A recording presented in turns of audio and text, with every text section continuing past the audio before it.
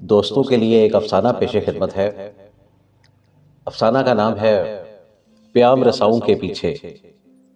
افسانہ نگار ہے علی آریان کیانی۔ بوڑھے کے سارے پیام رسا اس گلی میں جا کر یوں گم ہو گئے تھے جیسے کوئی اندھی اندھیری زلف انہیں چاٹ کی ہو۔ کیا گریباں چاکیا، کیا ترکھا ڈاکیا، کیا نواں نوابی اور کیا چاتر کبابی۔ بوڑھے کو یاد آیا جانے سے پہلے چاتر کبابی کے پاؤں ہوا میں تھے اور وہ کہہ رہا تھا او تو فکر ہی نہ کر شہزادے، میں کوٹھی بھی لگ گیا تو تیری انگوٹھی کباب میں ڈال کر رباب کو پہنچا دوں گا۔ پھر اس بات کو بھی 20 برس گزر گئے۔ یوں لگتا تھا کہ جیسے چاتر کبابی کا کوئی چلتر اس کے کام آیا۔ نہ اس گلی میں چلتے پھرتے بوڑھے کے گاگ رکیبوں کے آگے اس کی کوئی پیش چل سکی۔ اب یہی کلینے قیاس تھا کہ چاتر کبابی کے کبابوں کی خوشبو ان گلیوں تک پہنچ سکی، نہ رباب کے لیے بھیجی گئی اس کی انگوٹھی رباب کی انگلیوں تک پہنچ سکی۔ بوڑھے کا دوسرا پیام رسا نواں نوابی تھا جو اکثر تارا بائی کے چوبارہ پر رباب کا مجرا دیکھنے جایا کرتا تھا۔ بوڑھے کو یاد آیا جانے سے پہلے نواں نوابی اس کا دیا ہوا ہار بار بار اپنے ہاتھوں میں تول رہا تھا اور ساتھ کہہ رہا تھا اتنا قیمتی ہار اگر کسی شریف زادی کے پاؤں میں رکھ دیا جائے تو اس کے قدم بھی کسی اور اٹھ سکتے ہیں۔ تم جانتے ہو رباب تو ہے ہی۔ ممکن تھا نواں نوابی آگے کچھ اور بھی کہتا، مگر بوڑھے نے اس کے منہ پہ اپنا ہاتھ رکھ دیا اور کہا مجھے یقین ہے اس گلی میں پھرتے میرے رقیبوں نے چاتر کبابی کو اس کے کبابوں سمیت کسی سیخ میں پرو دیا ہے۔ پھر بھی یہ ہار اگر اس کے پھول پاؤں تک پہنچ گیا تو سمجھوں گا میں نے اپنے رقیبوں کے قدم اکھاڑ دیے ہیں۔ اس پر نواں نوابی ایک ڈینگ مار کر کہنے لگا نویں نوابی کی شتابی سے ڈرنا چاہیے۔ تم دیکھتے جاؤ اس گلی میں میرا پہلا قدم پڑتے ہی تمہارے سارے پرانے رقیب ادھر ادھر منہ چھپاتے پھریں گے۔ بس وہ دن تھا اور آج کا دن نویں نوابی کا کوئی پتہ چل سکا نہ اس کی کسی شتابی کا۔ 20 برس بعد بوڑھے کے ہاتھ ترکھا ڈاکیا لگا تو اس نے چاتر کبابی اور نویں نوابی دونوں کا ذکر اس سے کیا۔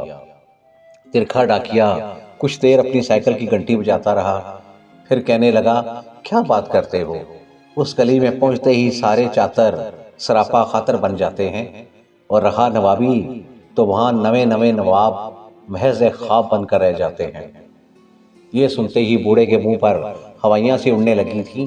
پھر اس نے اپنی جیب میں ہاتھ ڈال کر ایک مڑا توڑا سا خط باہر نکال لیا جس پر تحریر تھا بارے خاطر نہ ہو تو غلام خود پابوسی کے لیے حاضر ہو جائے۔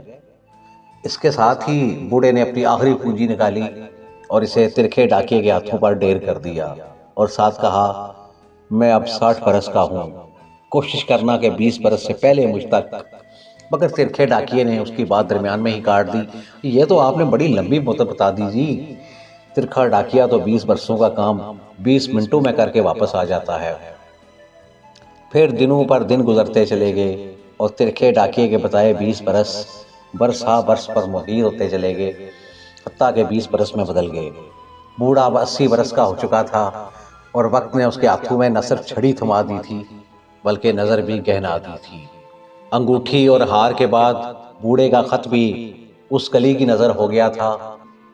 پھر جب اس کی عمر کے 80 سال پورے ہوئے تو اسے گریباں چاکیا مل گیا جو پچھلے 60 برس سے رباب کی گلی میں گریباں چاک کیے پھر رہا تھا اور اب جس کی اپنی عمر بھی 80 سال ہونے کو تھی، مگر جسے محض اس لیے بوڑھے کے رقیبوں نے اس گلی میں آوارہ چھوڑ دیا تھا کہ یہ تو دیوانہ ہے، دیوانے کے منہ نہ لگو تو بہتر ہے۔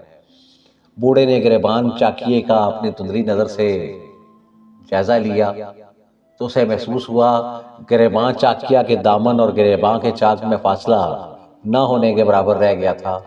نہ چاہتے ہوئے بوڑھا ہنس پڑا، اس پر گریبان چاکیا اسی سے الجھ پڑا۔ ایک گریبان چاک پر دل چاک کی ہنسی مجھے بہت عجیب لگی ہے۔ اس بار بوڑھے نے اس کے کندھے پر اپنا ہاتھ رکھ دیا اور کہا تم اپنا دل چھوٹا مت کرو، میں تو دراصل تم میں اپنا عکس دیکھ کر ہنس پڑا تھا۔ خیر اپنا مدعا بیان کرو، مجھ سے چاہتے کیا ہو؟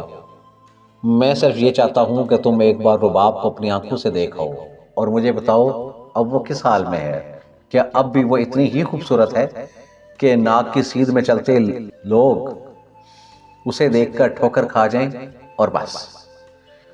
یہ اتنی سی بات نہیں، اس سے اب بھی نظر بھر کر دیکھنا سورج کی آنکھوں میں آنکھیں ڈالنے کے برابر ہے۔ پھر بھی کوشش تو کر سکتا ہوں، گریباں چاکیا نے اسے جواب دیتے ہوئے کہا۔ مگر تمہاری یہ کوشش برسوں پر محیط نہیں ہونی چاہیے، میرے پاس زندگی کے آخری 20 سال رہ گئے ہیں، بوڑھے نے کہا تھا۔ اسے دیکھنے کے بعد دوبارہ ہوش میں آنے کے لیے 20 سال بھی بہت کم ہے۔ بہرحال خاطر جمع رکھو، میں جاتا ہوں اور واپس آ کر تمہیں بتاتا ہوں۔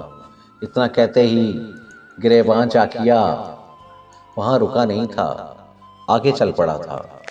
پھر جب اگلے 20 برس بھی گزر گئے اور بوڑھے کے آخری پیام رسا کی بھی کوئی خبر نہیں مل سکی، تو 100 سالہ بوڑھے نے صندوق سے اپنی اینک اور وہ چھڑی باہر نکال لی جو اس کا آخری سہارا رہ گئی تھی، اور پھر ابھی جٹپٹا ہی تھا کہ وہ خود ہی اپنی محبوبہ اور بھیجے ہوئے پیام رساؤں کی تلاش میں اس گلی کی طرف نکل کھڑا ہوا۔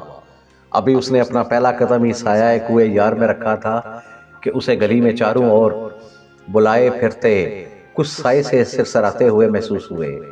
شاید محبوب کی گلی میں قدم پڑتے ہی اس کے رقیبوں کے مدتوں پہلے مر چکے بوت پھر متحرک ہو چکے تھے۔ بوڑھے نے اپنا دل پکا کر لیا اور چھڑی کو اس نے مضبوطی سے اپنے ہاتھوں میں تھام لیا۔ گلی میں ہوا گرد اٹھانے لگی تھی اور اس کی منحوس شائیں شائیں میں ایک پرہول سناٹا گھل کر گلی کے ماحول کو کچھ اور خوفناک بنا چکا تھا۔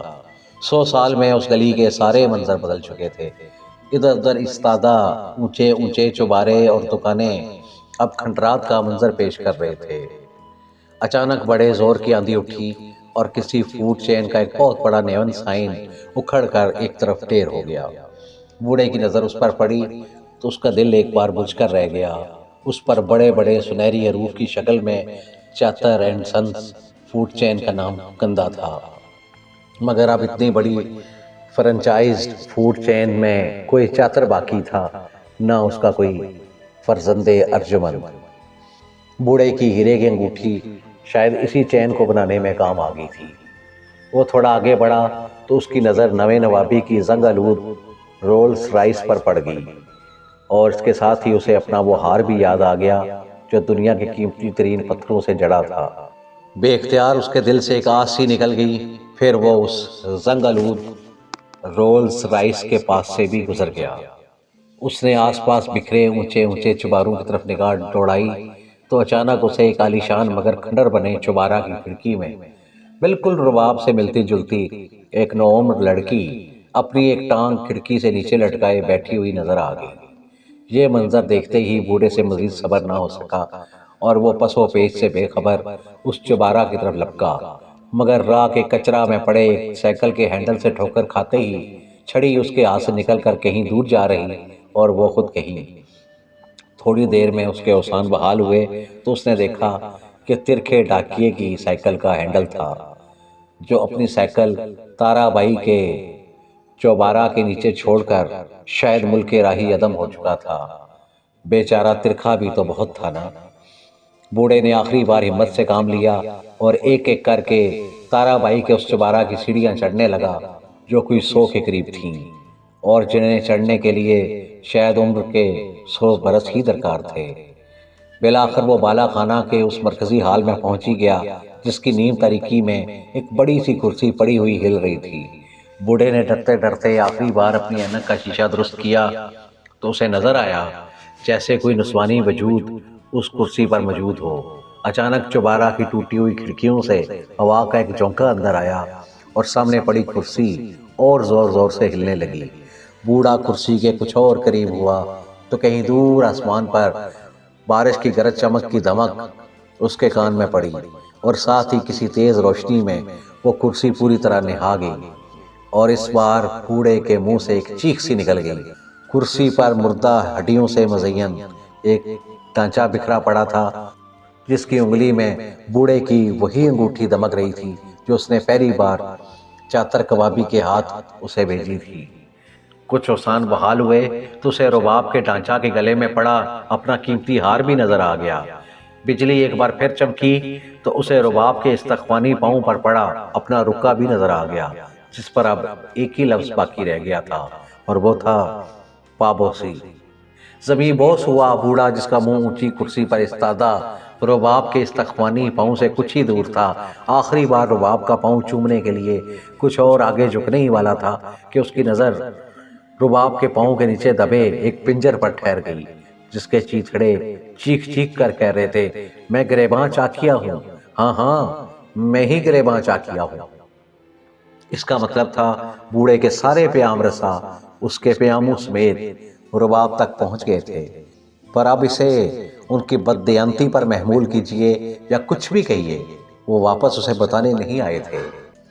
اور اب جب بوڑھا خود رباب تک پہنچ چکا تھا تو وہ اس قابل نہیں تھی کہ بتا سکے کہ اس کے گلے، انگلی اور پاؤں میں پڑے یہ سارے پیام رساؤں نے اپنی طرف سے نظر کر دیے تھے یا بوڑھے کی طرف سے۔ بوڑھے نے ایک آخری بجھتی ہوئی نظر رباب کے فنا شدہ پنجر میں پڑی، اپنی نشانیوں پر ڈالی اور پھر اس کے منہ سے نکلا، مٹی کی مورت پر چڑھاوا چاہے جتنا بھی چڑھ جائے، حسن آخر مٹی ہی ہو جانا ہوتا ہے۔ اتنا کہتے ہی وہ خود بھی کچھ لڑکھڑا سا گیا، اس کی چھڑی اس کے ہاتھ سے نکل گئی، پھر وہ گریباں چاکیا کے پنجر کے پاس ہی گر پڑا۔ گرنے کے بعد اس کی گردن آخری بار اوپر اٹھی اور پھر رباب کے قدموں میں جا پڑی، شاید اس بار کبھی نہ اٹھ سکنے کے لیے۔